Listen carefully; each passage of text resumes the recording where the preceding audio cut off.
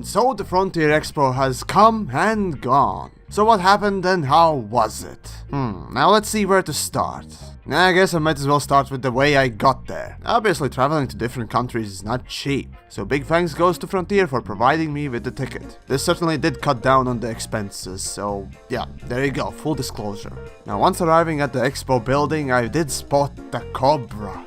And yeah, I know, the picture looks like Rainbow Puxicle, which is why I don't film or photograph anything in real life. But as for the Cobra itself, well that was magnificent. Seriously. Whoever did the job on this one, you have my utmost respect. Now, once we got in, I started walking about and taking a look what we actually had around these parts. And, well, I kinda expected a little bit more booths. Still, there were plenty of things to keep you entertained. But what I was looking forward to most was talking, or perhaps maybe even arguing, with devs. Oh yes! So first I did talk a little bit with the recruiter booth, if you will. Though I didn't really dig too deep, I suppose. I still learned, the base level of how they operate. So that was sort of interesting, I do must say. But sooner or later I bumped into one dev, then another one, and some more. And so it was the right time to start beating the dead horse. Now let's see, I don't quite remember which topic it was that I lifted first. Was it the power play or the grind? But I definitely talked about both of them. And perhaps I wasn't talking with the particular devs that were working on those two areas, but still, it was interesting to know their opinions. And it also was interesting that they were not about to stab me. So yeah, I guess you could call that a win-win. All in all, there were a couple of nuggets that I both confirmed and sort of learned, I guess. First being that, of course, there are so many other mysteries in the bubble still not being discovered by players. Here's my little arguments on this part.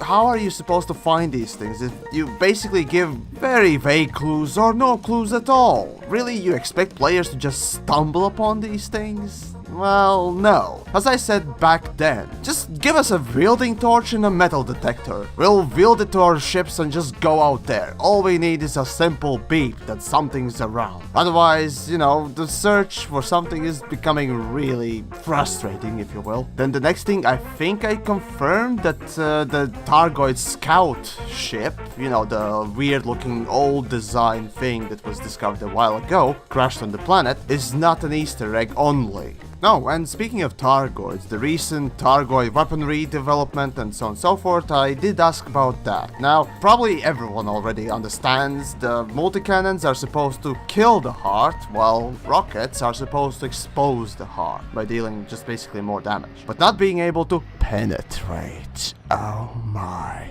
But once I started asking the purpose of the cannon thingamajig that is supposed to be coming out in a couple of days, of course, wait and see. Oh, and I also managed to ask about the dark Targoids or black Targoids, whatever you can call them. The ones that hyperdict you and basically look just darker than normal ones you see in the non-human sources. Apparently, that's just a bug. That's just a visual bug. After that, I think I talked a little bit about engineering. Oh, yes. So what I gathered was apparently that they are trying to remake engineering to still have those random bars, but now, whenever you roll another roll, the stats that will be rolled the same or better will be added, while the worst ones will be just ignored. So eventually you can get god rolls on all the stats that will be changed. Now, of course, this idea might change over time and whatnot else, but there's the good side and there's the bad side of this. Now, the good side is that with enough rolls, eventually you're gonna get the best stats out of that particular modification. But the bad side here is that realistically speaking, an average player won't be really spending that much time engineering. So, people that do, aka most murder hobos, will have even bigger advantage over them. So, yay, widening the gap.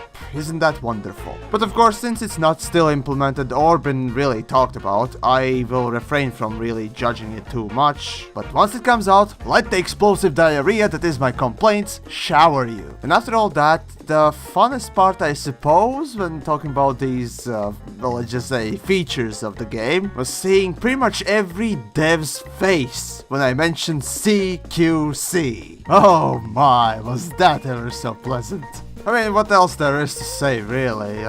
Well, it's garbage. It's hot garbage. It's horribly implemented and horribly managed. So I don't know if it's even salvageable at this point. Right, so moving on. Not only I did meet devs there, but also quite a bit of fans. I mean, for how long can I gush at this? But it's still kind of, I don't know, weird, if you will, being, you know, where I am right now. The love, kind words, and appreciation. Man, this felt like some sort of love fest. But no, seriously, it was wonderful to see everyone around. I mean, I met at least with one patron, probably some more, if there were any. Because here's the thing, I don't think I asked for everyone's names, and that's a thing that I probably should have done. Because here's the most embarrassing thing, if you will. I met with Commander Ascorbius. You know, the guy that I did the Type 9 review. And I didn't know that was him. I learned about that only after I talked with him on the internet, because you know, that's TheYamiks for you. But you know, aside from Ascorbius, I did meet with Plater, Greatest, Obsidian Ant, which I only later on realized that that was him again, and Scott, and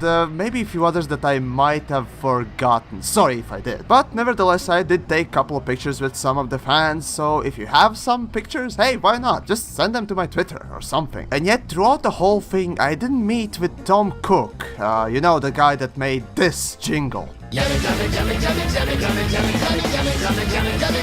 a Yamiks. And a few other pieces. But seriously, if you didn't see me, I mean, come on, is it too hard to spot me? And hey, there were even a couple of fans that offered to buy me a drink. And seriously, I appreciate that gesture a lot. But the thing is, I just have this non-drinking policy. Yes, I'm one of those weird people that don't drink at all. But it doesn't make the whole thing lesser, trust me. And I guess moving on, there's only just one more thing to mention, and that's the new stuff. And yeah, I get the typical answer of, well, wait and see. Of course, how else, right? As for the ships, no price range, no release dates, just that two of them are developed by Lakon and one is Falcon de Lacy's ship, so that's it. As for the squadron thing, I did try to get some details on the carrier ship thing, whether or not that's gonna be the capital ship size thingamajig, or will it be like a mega ship, but nope, no answer, so, well, there might be just, you know, a third type of ship or something, who knows. And, oh yeah, right, mining gets something, I don't care, moving on, and I guess that's, oh wait, no, the Free Keely movement, yes, I asked Sandy about this, and apparently, yes, it's coming, well, who knows when, but apparently it is, so that's good. Maybe. Additionally, we did talk about power play, and apparently he's pushing for its renewal, or changes in it at least. But, you know, the Targoid thing is in full swing, so I wouldn't expect changes to power play anytime soon, unless we lose the bubble, and I'm telling you, we must. Screw the bubble. So overall, I must say, to every dev that I managed to talk with, huge thanks for actually taking your time to do so, and also not stabbing me. It was truly wonderful.